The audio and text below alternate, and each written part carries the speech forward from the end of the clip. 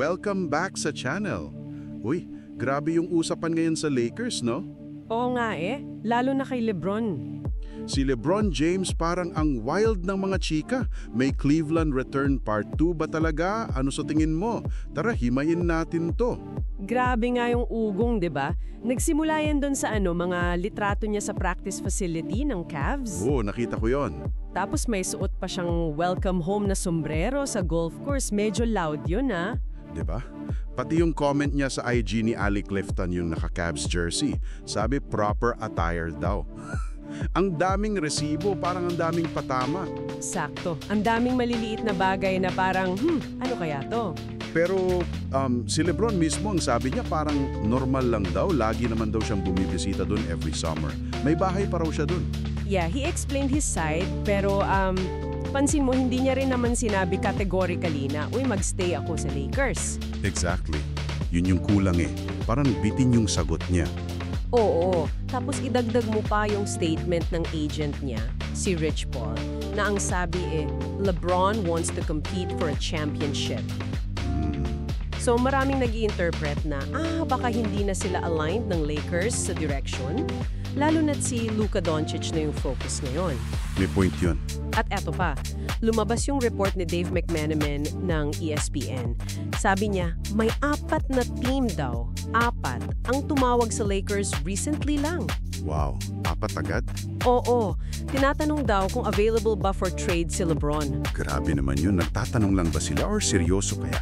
Taga, posible ba talagang matrade siya pabalik sa Cleveland? Given na may no-trade clause siya. Right. Unahin natin yung no-trade clause. Ibig sabihin yan, simple lang, hindi siya pwedeng i-trade ng Lakers kung saan niya ayaw pumunta. Kailangan may basbas niya. Okay. So nasa kanya pa rin talaga ang final say. Nasa kanya, pero let's say pumayag siya sa Cavs, dun pa lang super komplikado na. Kasi sila, second apron team. Okay. Ano na naman yung second apron team? Ang technical pakinggan. Basically, lampas na sila sa salary cap limit. So, sa ilalim ng bagong CBA rules, sobrang higpit ng restriction sa kanila. Yung mga bagong rules. Oo. Mahihirapan silang mag-trade for big salaries like LeBron's. Hindi pwedeng basta mag-stack ng players para mag-match. Bawal yon sa kanila. Ganun ba? Oo. Kailangan siguro ng, multi-team trade na sobrang komplikado or kailangan nilang mag-salary dump ng major pieces. Parang sisirain naman yung core nila pag ganun. Parang hindi sulit para sa Cavs kung ganun. Medyo. Tapos may report pa nga si Kurt Helin ng NBC Sports na parang hindi rin daw super interested ang Cavs mismo sa ganyang senaryo.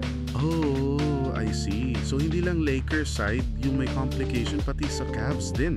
Exactly. Tapos may lumabas din na interesado raw yung Dallas Mavericks. Dallas. Kila Luka. Oo. Pero sabi ulit ni McMenamin kung buyout scenario lang daw. Buyout? Paano yun? Parang babayaran na lang ng Lakers si LeBron para umalis, tapos free agent na siya. Pero malabo yun kasi anong benefit sa Lakers nun? Wala silang makukuhang player kapalit. Oo nga naman. Wala. Baka daw Golden State Warriors may interest pa rin. May assets naman sila pang trade. Potentially. Interesting din yun.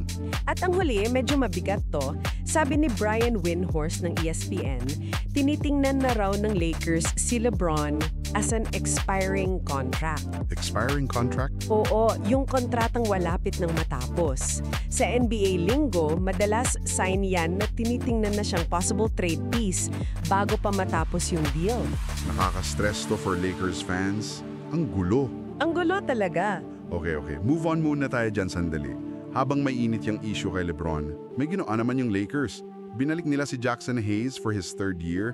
Ano sa tingin mo dito? Okay ba to or parang meh lang? Alam mo, it makes sense naman in a way.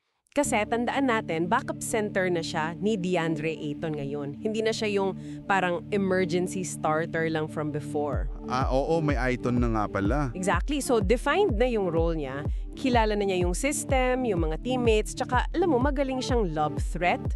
Tumataas nga yung field goal percentage niya last season, 72.2% ata.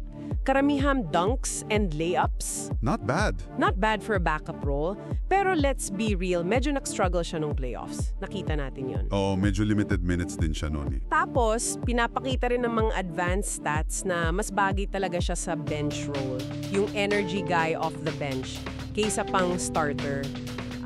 Bonus pa, yung agent niya, si Bill Duffy, agent din ni Luka at ni Ayton.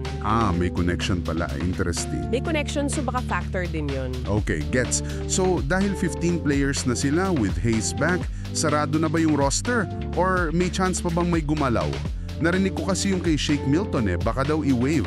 Pwedeng-pwede yun, kasi yung contract ni Milton, non-guaranteed pa yan until July 20. May date pala. Oo, kung i-waive nila siya bago yung deadline na yun, magkakaroon sila ng open roster spot. Tapos, mas importante, magagamit nila yung tinatawag na biannual exception or BAE. Teka, ano na naman yung BAE? Exception na naman, dami laging exception sa NBA. Oo, parang special budget yan na mga 5.1 million this year. Pwedeng gamitin ng teams yan kahit over the cap na sila. Pero once every 2 years lang. Kaya pala biennial? Okay. Exactly. May mga chismis nga na baka target daw nila si DeAnthony Melton gamit yung BAE. Si Melton, galing Sixers yun, magaling dumepensa. Defense. Yun yung kailangan nila, di ba? Lalo na sa wing. Kailangan. After mawala ni Dorian Finney-Smith sa trade for Ayton, malaking butas yon sa wing defense nila. Si Melton pwedeng makatulong doon. Sana nga makuha nila. Pero di ba mahirap makipag-trade pag Lakers? May Lakers tax daw. Yon yung challenge Parang totoo yung Lakers tax. Sobrang taas daw ng hinihingi ng ibang teams kapalit ng players nila pag Lakers ang kausap.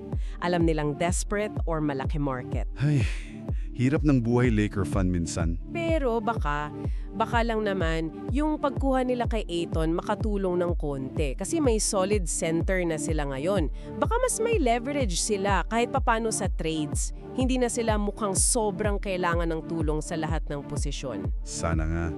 So bottom line, mukhang depensa pa rin talaga ang homework ng Lakers, no? Ang dami pang kailangan ayusin. Ano kaya yung isang, alam mo yun, the move na kailangan nilang gawin para masabing legit contender ulit sila? Pag-isipan nyo yan, mga ka-deep dive. Sigurado yan. Mahaba pa itong off-season. Marami pang pwedeng mangyari. Maraming twists and turns pa yan, panigurado. Abangan na lang natin. Ayan muna para sa ating usapan ngayon.